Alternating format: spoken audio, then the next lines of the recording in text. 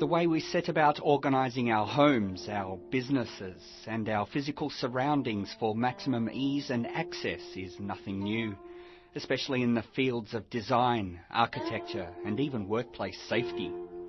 But in Asia for hundreds of years there's been a method employed by masters of their field in making their surroundings not just accessible and safe, but also lucky, restful, inspiring and affluent. It's called Feng Shui in Mandarin, or Feng Shui in the Cantonese dialect, or even Feng Shui in Japanese, or Vishtu throughout India. Needing a bit of a revamp of my own luck, restfulness, inspiration and of course affluence, I joined the Feng Shui tour of Melbourne's Chinatown one chill Sunday morning with some Jewish women and got some insights from our master Jodi Brunner. First, though, over a bit of yum cha, I asked my women companions why they are interested in this Asian art. I always was interested in Feng Shui. I've got a niece that she is very much involved in it, and she taught me a few things, and I just met to read the website of Jodi, and it looks very interesting and very impressive, so I decided to contact her and to organize this tour group, which was very contributing to my knowledge anyway. Before we hit the tour, I asked Jodi Brunner about the origins of Feng Shui. There's a lot of different theories about the origins of Feng Shui, and one of the earliest known figures or heroes of Feng Shui was a guy called Feng Shui.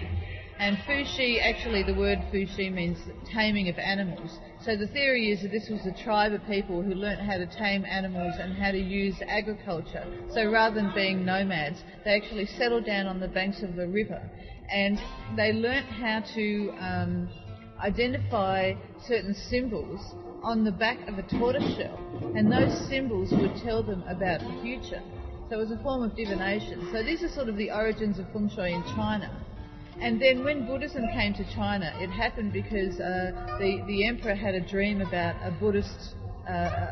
golden Buddha, and he asked his advisors what that meant, and they said, oh, well, it means that Buddhism should be worshipped in China. So the emperor sent his envoys to India to bring back Buddhism to China. And thereafter, Buddhism, in a way, became associated with all Chinese culture, including Feng Shui as well. The Indian system of Feng Shui is called Vastu, and it has a lot of similarities as well, because they also use the mathematical formulas, and they use certain grids with numbers in them and things like that. So there is similarities. The difference in the type of Feng Shui that I do, and there's different styles of Feng Shui, is that it's based on the place in which we live and the time as well. Actually, the time is about 10:30 in the morning, a bit early for me on a Sunday. But as we join the tour, we'll see why Melbourne's Chinatown is the oldest and most popular in Australia. Now, people always ask me about Chinese gardens, and a few years ago I started doing research on Chinese gardens and on Tianjin Garden as well. This is called Tianjin Garden. Melbourne's sister city in China is Tianjin. And so the city of Melbourne, when they had this space available and they wanted to dedicate it to our sister city in Tianjin, so they invited the officials to come over from China to give some advice about what they would think the garden should look like. And there's 4 different elements of a traditional Chinese garden, and they've all been incorporated into this garden as well. So the people from Tianjin, the officials from Tianjin, created a plan of the garden. And actually the first thing when we always look at a Chinese garden is it should have a wall all the way around it, because that wall represents keeping the yang energy out, so that in the garden it's nice and peaceful and quiet, because that's yin. Yin is peaceful, yin is quiet. And so a traditional Chinese garden, like if you've ever been to the one up in Sydney, that has a big garden, a big wall all the way around. But here they couldn't put one all the way around for security reasons, but they put a symbolic fence or wall around the back of the garden.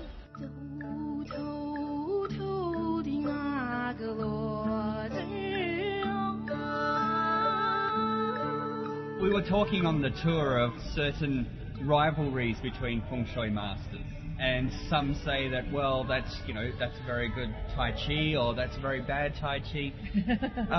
Is there a competitive spirit amongst Feng Shui masters? Well, there is, because whoever we study with, we would tend to become devoted to that master. There are some people in Australia, for instance, who have studied with many different masters. I don't believe necessarily in doing that. I think once you find the person who is imparting the right knowledge, then they're the ones who you should follow. But depending on where we study Feng Shui, different masters have slightly different interpretations on things, and so in the process, the result can be a little bit different as well. So I was very lucky that I studied with Master Yu. He's actually a scientist, mathematics professor, and he actually taught mathematics in Hong Kong. So the reason why he started studying about Feng Shui was because he wanted to expose it as this fraudulent, superstitious nonsense. And then in the process of his studies and investigation, he found out that it was actually very scientific.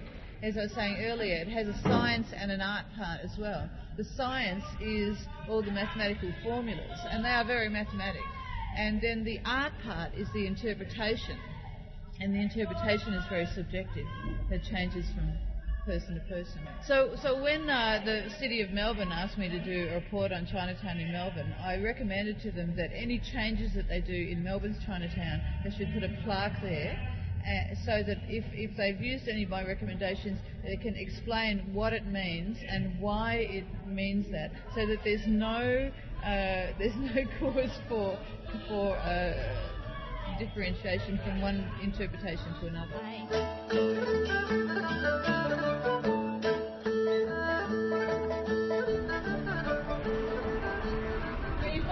Most Chinese restaurants, when you walk in, most Chinese restaurants, you can't walk straight into the business. You have to walk around. And here we see it again. This is a wall here that they've created out of glass. That's called a spirit wall. And the spirit wall stops the evil spirits from getting into the building. Now, what do the evil spirits mean? They mean like those straight lines of energy pointing towards our front door. The way that they stop that is to put a wall there. So when you walk in, you have to walk around the wall, and that stops all the bad energy getting in, and only the people with the money can get in. So that makes it good Feng Shui, doesn't it? Feng Shui is a type of environmental science and also art. The scientific part of Feng Shui is where we use a compass to analyse what direction a building is facing. And based on the direction the building is facing and when the building is constructed, I draw up a chart for the building, and it's like a type of astrology for the house, or house astrology. And it tells me about the lives of the people living in the house and what's happening in their life. So when you actually look at, say, how someone has their house organised, you can tell the way that forces are moving already within their lives? Well, yes. The first thing I need to do is take the compass reading, and then every 20 years the Feng Shui changes. So when the house is built, it's built within a certain 20-year period. And during that time, there's certain energies inside the house. And so at the moment, for instance, we're in period 8, which started on February the 4th, 2004, and goes to 2024. So a house that's built after 2004 is a period 8 house. And so based on when the house is built, that has a certain type of energy, or qi as we call it. Is it the role of a Feng Shui master that to say, well, okay, it's facing maybe slightly in the wrong direction, so we now have to make those corrections within the house or in the garden or elsewhere? Yes, actually it's very hard to find the perfect location. In my tour of Chinatown, I mentioned that an ideal location would have a mountain in the northeast and water in the southwest. But even then, the house still needs to have a certain orientation, and every 15 degrees that changes.